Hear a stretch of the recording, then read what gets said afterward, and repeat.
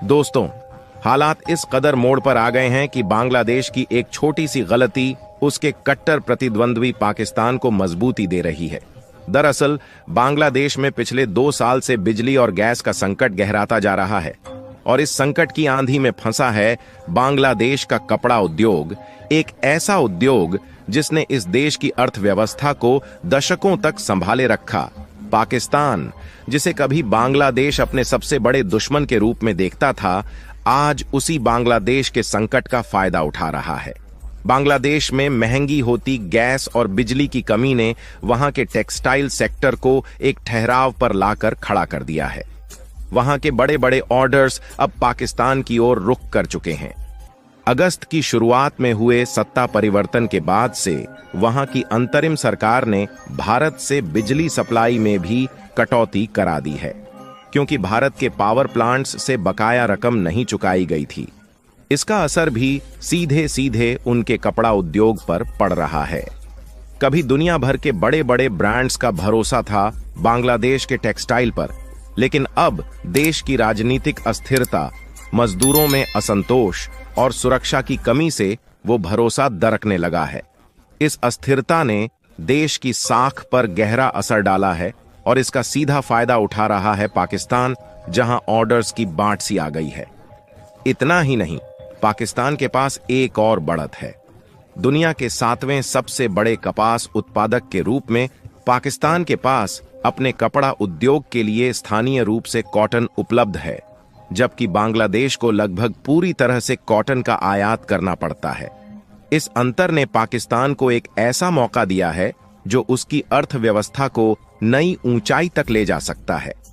अगस्त 2023 में पाकिस्तान का कपड़ा निर्यात अपने चरम पर पहुंच गया और इसका सीधा कारण था बांग्लादेश का कमजोर पड़ता उत्पादन। जब बांग्लादेश में गैस की कीमतें अचानक दोगुनी हो गईं, तो वहां की कंपनियों की लागत बढ़कर इतनी अधिक हो गई कि वे प्रतिस्पर्धा में टिक नहीं पाईं। बांग्लादेश के सबसे बड़े टेक्सटाइल एक्सपोर्टर्स ने तब ऑर्डर लेने बंद कर दिए और जिस जगह पर बांग्लादेश कभी खुद को एक निर्यातक की पहचान में देखता था, उस मंच पर आज पाकिस्तान अपनी जगह बना चुका है। बांग्लादेश ने 5 दशक पहले पाकिस्तान से अलग होकर अपनी स्वतंत्रता की कहानी लिखी, लेकिन आज उस कहानी के कुछ पन्ने पाकिस्तान के पक्ष में पलटते दिख रहे हैं। इस जटिल परिस्थिति में अगर बांग्लादेश इस संकट से नहीं उभरता है, तो न सिर्फ उसके उद्योग बल्कि उसकी पूरी अर्थव्यवस्था पर इसका गहरा प्रभाव पड़ सकता है। कपड़ा उद्योग, जो कभी बांग्लादेश का गौरव था, आज वही उसकी कमजोरी बनता जा रहा है। पाकिस्तान, जिसने बांग्लादेश के इस प्रमुख उद्योग के कई बड़े ऑर्डर अपनी ओर खींच लिए हैं, उसे आर्थिक मोर्चे पर एक नई मजबूती मिल रही है।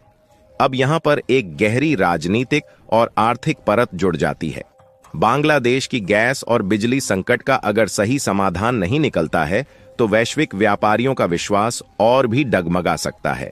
यही नहीं, अगर यह संकट लंबा खिंचता है, तो अमेरिकी और यूरोपीय ब्रांड्स अपने ऑर्डर्स को पाकिस्तान में शिफ्ट कर सकते हैं, जिससे पाकिस्तान एक नई आर्थिक ऊंचाई पर पहुंच सकता है। दूसरी ओर बांग्लादेश को अपने अस्तित्व की एक नई चुनौती का सामना करना पड़ेगा, जहां घरेलू राजनीति की अस्थिरता और इंडस्ट्रियल बेल्ट में श्रमिक असंतोष उसकी सबसे बड़ी दुश्मन बन जाएंगी। यह संकट हमें यह संकेत देता है कि पाकिस्तान का तेजी से बढ़ता निर्यात उसके टेक्सटाइल सेक्टर को दुनिया में नई पहचान दे सकता है। यह संभव है कि पाकिस्तान आने वाले वर्षों में कपड़ा निर्यात के बड़े खिलाड़ी के रूप में उभर जाए, खासकर तब जब उसके पास कॉटन उत्पादन की स्थानीय उपलब्धता है और बांग्लादेश इसे आयात पर निर्भर रहता है। बांग्लादेश के सामने सबसे बड़ी चुनौती है कि वो कैसे इस संकट का समाधान निकालता है और अपने पुराने ग्राहकों का विश्वास दोबारा जीत पाता है। यदि बांग्लादेश सही रणनीतियां नहीं अपनाता, तो बहुत मुमकिन है कि अगले 5 सालों में पाकिस्तान का कपड़ा उद्योग उसे प्रतिस्पर्धा में पूरी तरह पछाड़ दे। यह एक ऐसा मोड़ हो सकता है जहां पाकिस्तान, जो कभी बांग्लादेश का पुराना हिस्सा था, अब आर्थिक तौर पर उससे आगे निकल जाए। यदि पाकिस्तान अपनी वर्तमान गति को बनाए रखता है और इसमें स्थानीय कॉटन उत्पादन तथा जीएसपी प्लस जैसी सुविधाओं का लाभ उठाता है, तो वह न केवल यूरोपीय बाजार में अपनी हिस्सेदारी बढ़ा सकता है, बल्कि दुनिया के अन्य प्रमुख बाजारों में भी स्थायी उपस्थिति बना सकता है। इस बदलाव के साथ पाकिस्तान का आर्थिक ढांचा धीरे धीरे एक निर्यात निर्भर अर्थव्यवस्था में बदल सकता है, जिससे उसकी वैश्विक साख बढ़ेगी और वह दक्षिण एशिया में एक प्रभावशाली खिलाड़ी बन जाएगा। अब बात आती है बांग्लादेश की, जो इस संकट के केंद्र में है। अगर वह अपने बिजली और गैस संकट का ठोस समाधान नहीं ढूंढता, तो निकट भविष्य में उसकी स्थिति और खराब हो सकती है। इससे न केवल उसके कपड़ा निर्यात पर असर पड़ेगा, बल्कि उसकी स्थानीय अर्थव्यवस्था भी दबाव में आ सकती है। ऐसे हालात में बांग्लादेश को अपने पुराने ग्राहकों को पाकिस्तान के बाजार में जाने से रोकने के लिए अपनी उत्पादन लागत को कम करने और अपनी आपूर्ति श्रृंखला को स्थिर करने पर ध्यान देना होगा। आने वाले कुछ वर्षों में यह संघर्ष केवल एक आर्थिक प्रतिस्पर्धा नहीं रह जाएगा, बल्कि दक्षिण एशियाई राजनीति और व्यापार नीति का एक नया अध्याय लिखेगा। अगर पाकिस्तान इस नए आर्थिक अवसर का कुशलतापूर्वक फायदा उठाता है और बांग्लादेश अपनी समस्याओं का समाधान नहीं कर पाता, तो पाकिस्तान जल्द ही दक्षिण एशिया के कपड़ा उद्योग में एक शक्तिशाली नेता बन सकता है। वहीं बांग्लादेश, जिसे कभी एक स्थिर कपड़ा उद्योग के रूप में जाना जाता था, अपने ही बुनियादी ढांचे के कमजोर होने से जूझ सकता है।